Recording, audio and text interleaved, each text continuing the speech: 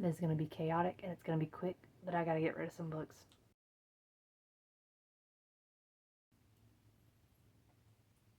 I'm sleepy. So I've been doing a cleaning of my library, and I'm by no means finished. I can feel it in my bones. I still have more to clean, but I did clean my main shelves and some of my TBR shelves, just to get rid of books that either I don't need anymore or I know I'm not going to read. I don't need to hang on to stuff just because I may read it one day, you know? So the problem is, once I took all the books off the shelf, there were 3 locations I felt they could go. One, my classroom library. Pretty much if it's a modern or like newish YA and I just don't like it enough to keep it on my shelf, I'm going to move it to my classroom library. 2, I can take it to David's and get credit at David's. Or 3, I can take it to one of the local libraries that are in town and put them in the free libraries. So I'm going to show you what I'm more or less going to do for each of those places. Bear with me. So for my classroom library, we're pretty well stocked. We're pretty well stocked for classroom. I've got like books on books on books. I've got books on the windows. I've got books in a cart. I've got multiple shelves. I almost have too many books in my classroom. I honestly need to unhaul my classroom library a little bit. And the problem is there's no one else to give them to because none of the other teachers on the English Hall have classroom libraries, which that's their problem. Anyway, so I only have 2 here to show you. I do have books boxed away to take back in August when I go back, but I've already boxed those away. If you want to know, most of that box is what is in the Book Sparks unboxing that I did. Most of those are going straight to my classroom library, but I am going to be taking lessons in chemistry because this is a newer release. Also, I thought it was very good, and I have some kids I think I could recommend this to. And I'm also going to be putting How to Survive Your Murder in there. If you have seen my Summerween anything, you know that I hate this book, and I honestly don't want to subject other students and people to it, but I'm going to. It may find an audience in my classroom, and I'll feel bad if I don't at least give them the opportunity to read it. So it's going in the classroom library, I guess. There's not much difference in what I'm choosing to send to David's versus what I'm putting in the little free libraries. Besides, I know that David's prefers their books a little bit newer and a little bit in better shape, and I have some that I know are more for kids that I would be more likely to put in the little free library. Also, I have books that came from David's that I'll feel bad if I send them back to David's. So these are the ones that are going in the little free libraries here in town.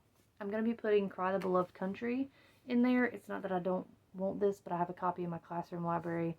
I'll check it out from the library if I want it bad enough. I'm going to be putting Let There Be Light in one because I did get this from David's. It just wasn't ideal. Like, I don't think I'm going to keep this. This one also may get moved to a classroom book, but I worry about getting pushback from this one because it portrays God as a woman. Again, not that that's happened, but I don't want to create the problem before it exists.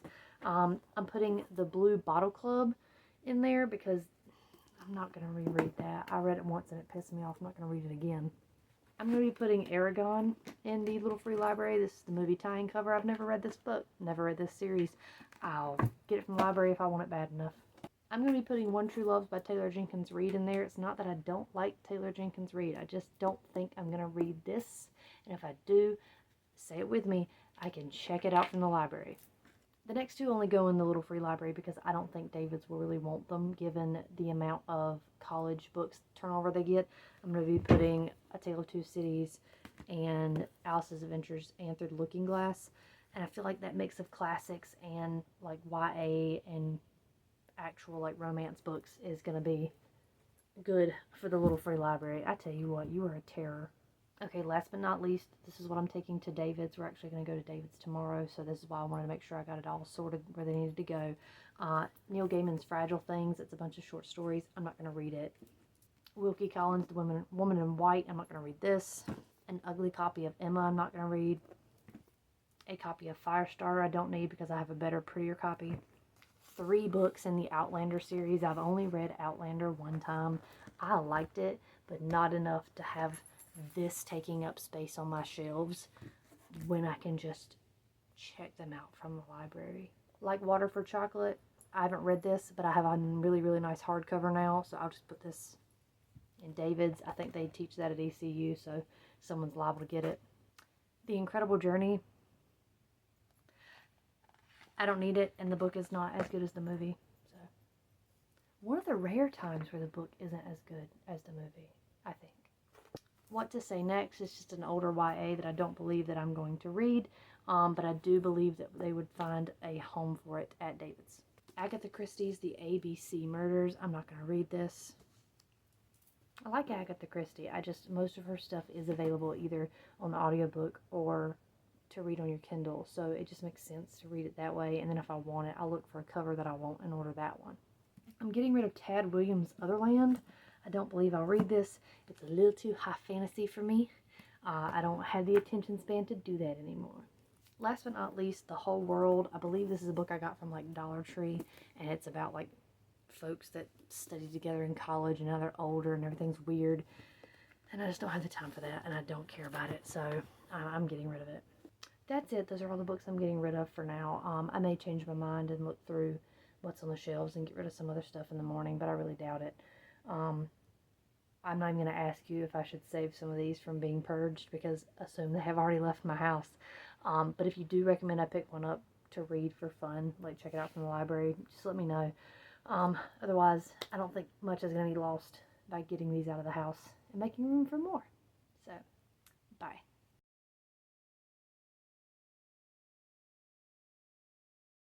You guys want a haul video now? I actually wasn't going to do these together, and then I was like, why not do them together? Save yourself time. Otherwise, you're posting an unhaul and then a haul, and that's weird, so just do them together. I got a lot going on here.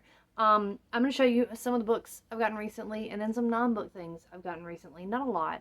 The one thing I really wish I could show you, like, in person, is the really cute Lego set I got on Prime Day. I was a very big victim of Prime Day, but to my credit, it's a fox. So, and it's the 3-in-1 design. So I'm going to build everything else, and then I'm going to build the fox, and he's going to be really cute, and I'm excited, but he's not here yet. I also got my signs in from Michael, so I got the light up neon sign that says read books and stay kind, and I got the sign that says stay weird, because both of those feel like the aesthetic of my classroom, so they'll go in my classroom. And I also got the Toad and Frog, the Frog and Toad stuffed animals from Kohl's. So, and those are at the post office, but they're closed today, so I won't get them today. But they're very cute, and I can't wait to put them in my classroom. You would be surprised how much high schoolers love stuffed animals. But anyway, a lot of this is books, so let's look at the books. Actually, one more non-thing, and I promise I'm not sponsored, but like these composition books, these like 80-page college ruled composition books, were 50 cents at Target. They also came in wide ruled, and they came in other colors, but I use them because I make my kids write their notes and keep stuff in a notebook, because otherwise they won't. And I'm just going to buy a bunch of them, so if, hey, you didn't have 50 cents or $1, or they were sold out by the time school starts, which is likely, because they'll have Christmas stuff up next week. You couldn't have one? Cool, I have one for you. I like to keep that kind of stuff just because I don't want a kid stressing because they couldn't afford a notebook. That's a dumb thing to stress about. I'm not going to do that. Anyway, teachers, you get 20% off if you have a Target Circle membership. Like, you sign up for that. It's not a paid membership or anything, but if you prove you're a teacher, you get 20% off. So that was really fun to find out. But books, stay brain on task. Gina actually got me books when I went to go see her in Charlotte, and so I'm going to blind react to those books. I pulled them out of the bag and not really looked at them yet, so we're all going to see them together. Alright. Cool! An Ark of Twelfth Night. I just actually got this and hauled this on the channel because I bought the actual copy with like the game on here. Very nice. So excited to have an Ark of that. I do need to read that soon. I don't know. I'm in a spooky mood. I've just been reading a bunch of scary books. Summer Ween broke my brain. There's a lot of arcs in here, which, to be fair, you know, she gets a lot of them. So, alright, this one is One Perfect Couple. Cool. Fantastic. So, this one's like an And Then There Were None style. Trapped in a spot thing. That's going to go very high on my list, I can tell right now. And I think I have access to the audiobook, so I can do both. Honestly, my evolution into an audiobook girly was never something I saw coming. I adapted it in, I think, 2019 for like the reading rush because I was not going to finish all the books. And it's created a monster because, like, even if I have the book physically, I'm like, can I access the audiobook though? Like, can I do both? So, man. Anyway, but yeah, that's exciting. Very exciting about that one. I did not like the It Girl that much, but I don't think I found the Ruth Ware that's right for me yet. You know what I'm saying? It's kind of like Riley Sager. I liked The Only One Left, and that's the only one I've liked so far. So, oh, there's a kitten playing with my camera stand. Please don't. Come here. Come here. Please don't. You say hi. That was Janeway. All right, let's keep going. This one is Bright Objects. Ooh, what's Bright Objects about? Sylvia Knight is losing hope that the person who killed her husband will ever face justice. Since the night of the hit and run, her world has been shrouded in hazy darkness until she meets Theo St. John, the discoverer of a rare comet soon to be visible to the naked eye. Sylvia wonders what the apparition might signify. She soon is drawn into the orbit of local mystic Joseph Evans, who believes the comet's arrival is nothing short of divine message. Finding herself caught between two conflicting perspectives of this celestial phenomenon, that was a lot of words.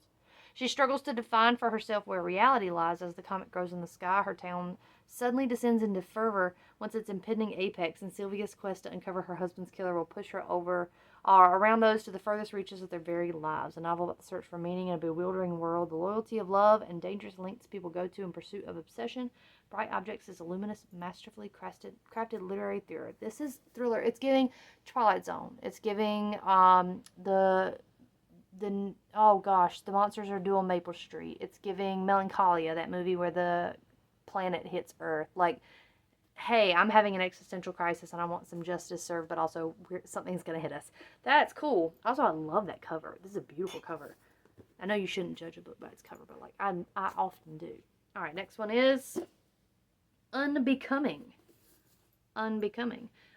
When America bans all abortion, Layla and Noor want to be part of the resistance. After graduation, Layla plans to become an OBGYN and Noor an investigative journalist. In the meantime, they're writing an essential guide to getting an abortion. It's illegal and dangerous. What else are two perfectly respectable Muslim teens to do? But what if it's not that simple?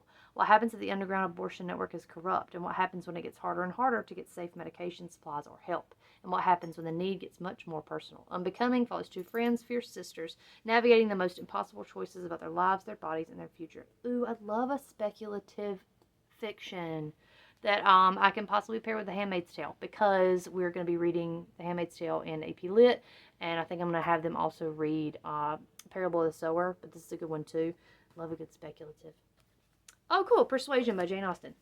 And it's one of the penguins with like the striped spines. I don't have a lot of these, and I don't see a lot of these out, this particular version of the penguins. I think this is only my second copy of Persuasion too. A Jane Austen I have never read. Sorry, Jane Austen, I have not read it. Oh, cool. Sorry, I saw the cover of this one. Not Like Other Girls is next.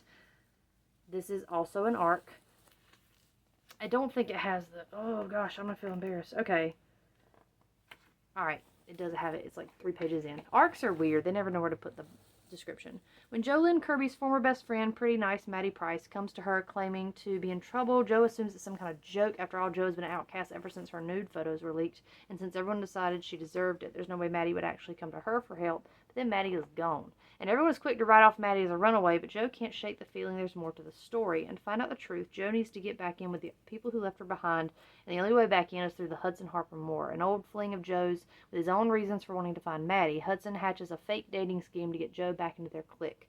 But being on the inside means Jo must confront everything she'd rather forget. The boys who betrayed her, the whispers that she had it coming, the secrets that tore her and Maddie apart. As Jo digs deeper into Maddie's disappearance, she's left to wonder what she's really searching for. Maddie, or the girl she used to be. Ooh. I love that. It was kind of like Monday's Not Coming, but then it's got like a fake dating thing going on. Love that. That's a big boy of a book, too. Like that's a chunk of a book. Are you going to play with that plastic down there and make noise in the video? That's okay. You're cute, so I'll allow it. You're cute. Alright. Nice. 7 Husbands of Evelyn Hugo. I no longer have a copy of this. I no longer have a copy of this. I had a paperback, and I let the hardcover go one time. And every time I film a video and I know that this will be perfect for it, like the chaperone video, it's not here. I don't have it anymore. So fantastic. Love a good hardcover of this. I need to re-listen to this. It's not perfect. It's not, none of the books I've listened to by Taylor Jenkins Reid are perfect, but they are good. They will get you. All right, and last one is Swift River. Ooh, what is Swift River about? It's the summer of 1987, and Swift River and Diamond Newberry is learning how to drive. Ever since her pop disappeared 7 years ago, she and her ma hitchhike everywhere they go. But that's not the only reason Diamond stands out. She's teased relentlessly about her weight, and since Pop has been gone, she's the only black person in all of Swift River. This summer, Ma is determined to declare Pop legally dead so they can collect his life insurance money, get their house back from the bank, and finally move on. But when Diamond receives a letter from a relative she's never met, key elements of Pop's life are uncovered, and she is introduced to 2 generations of African-American Newberry women whose lives span the 20th century and reveal a much larger picture of prejudice and abandonment, of love and devotion. As pieces of their shared past become clearer, Diamond gains a sense of her place in the world and her family. But how will what she's learned of the past change her future? Ooh! I already see children I'm going to recommend this to. I have like a whole list of kids I just thought about that are going to love this book. I will read it first, obviously, because that sounds right up my alley of like literary fiction. It feels like kind of Etaf Room's books that have been like multi-generational Palestinian women, but this is about a black woman trying to find her connection to her community. I love that, actually. And it's 1987, so it's technically like a historical novel. All right, Gina, thank you for those books. I love that. I'm always a fan of what you give me because I know it's going to be good stuff. And then I'm going to show you the books that I got. I got these at Second and Charles, so Gina was with me for most of these, but I'm just going to do a breakdown of what I did get. I got Dread Nation, which is like a, you can see, you can kind of make some assumptions, but Jane McKean was born 2 days before the dead began to walk the battlefields of Gettysburg, Pennsylvania, derailing the war between the states and changing the nation forever. In the new America, however, the battle for survival is as political as it is personal, and the restless dead, it would seem, at least, for problems. So, Civil War and zombies. I think it also might be gay, but don't quote me on that one. The next one is gay. The next one is gay. It's The Lesbiana's Guide to Catholic School. I've been looking at this one, and like I think Luis Ortega Must Die are both available on First Book. So I've been looking at getting those for my classroom. So might as well pick this up. 16-year-old Yamile Flores prefers to be known for her killer eyeliner, not for being one of the only Mexican kids at her new, mostly white and very rich Catholic school. But at least there's no one here that knows she's gay, and Yami intends to keep it that way. After being outed by her crush and ex-best friend before transferring to Slayton Catholic, Yami has new priorities. Keep her brother out of trouble, make her mom proud, and most importantly, don't fall in love. Granted, she's never been great at any of those things, but that's a problem for future Yami. The thing is, it's hard to fake being straight when Bo, the only openly queer girl at school, is so annoyingly perfect and smart and talented and cute. So cute. Either way, Yami isn't going to make the same mistakes again. If word got back to her mom, she would face a lot worse than rejection. So she'll have to start asking WWSGD. What would a straight girl do?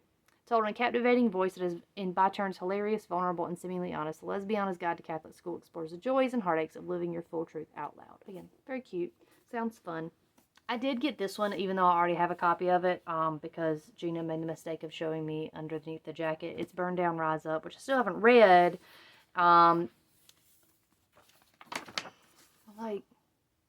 bruh. Look at the jacket design. That's crazy. Okay, so Burn Down, Rise Up is about... Give me a second. For more than a year, the Bronx has been plagued with sudden disappearances that no one can explain. 15-year-old Raquel does her best to ignore it. After all, the police only look for the white kids. But when her crush, Charlize's cousin, goes missing, Raquel starts to pay attention, especially when her own mom starts coming down with a mysterious illness that seems linked to the disappearances. Raquel and Charlize team up to investigate, but they soon discover that everything is tied to a terrifying urban legend called the Echo Game. The game is rumored to trap people in a sinister world underneath the city, and the rules are based on a particularly dark chapter in New York's past. And if the friends want to save their home and everyone they love, they will have to play the game and destroy the evil at its heart or die trying. I've seen some interesting comparisons about what this is about, but I'm here for it regardless. The last one I got from Second and Charles, I believe that matters. I got a copy of Macbeth for my Folgers. Like, you can't see it, but there's a shelf up here with the Folgers copies of Macbeth. It's dark purple. And I think that's it of books. You don't really need to see that. I'll give you a tour of my Shakespeare stuff at some point. But I got one last shot. This is not a fiction or a YA, but it is a story of a woman's life. The daughter of a Polish-Jewish immigrant, Gerda, oh, bless your heart. Gerda Porrell, Pohoryle. Apologies to that woman, doesn't quite fit in with her German classmates. While she's away at boarding school, however, she becomes a master at reinventing herself as a vibrant, confident young woman. When Hitler comes to power, she joins a group of young activists and is arrested for distributing anti-Nazi propaganda. Upon release, Gerda realizes she must leave Germany. Once settled in Paris, Gerda meets André Friedman, a Hungarian photographer eager for fame and fortune who fosters her interest in photography. Together, the pair reinvents their brand of photojournalism under the names Robert Capa and Gerda Taro, and soon they're selling their photos for high prices. Eventually, Gerda's assignments lead her to Spain to cover the growing conflict that is becoming the Spanish Civil War, part of the events preceding World War II.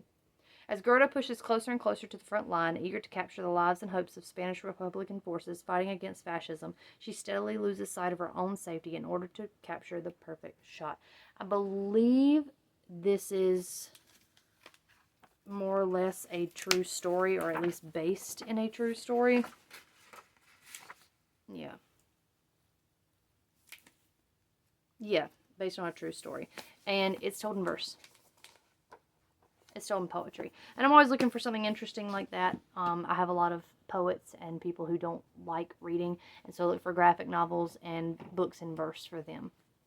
The only other book I want to show you is one of my pre-orders just came in. It's the newest Stephen Graham Jones. I Was a Teenage Slasher.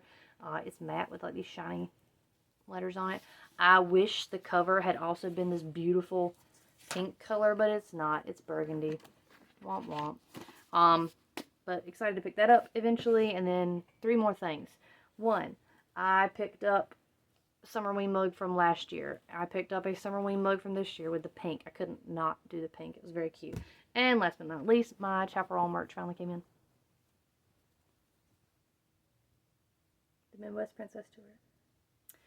We were like in the pit. We were like on the floor. Right there at the stage. So going out to buy merch was not a thing. So I ordered a shirt and a poster that day, and they finally came in. And I just love how, like, it's such a pretty pink color. It's a very hot pink, and it's a really nice quality shirt. So very excited to wear that at some point in the future. Anyway, that's it. That's the haul. I'm sorry it wasn't super impressive because it wasn't like a lot of books, but also I didn't need to get any more books. I already didn't need to really necessarily bring these in here, and a lot of them are going to go straight to my classroom. But thank you to Gina again for always thinking about me and my kids with books, and I'll go find somewhere to put these now. Bye. The big differentiator on whether I chose to put something in the free library versus David's is David's. Wow, Tim.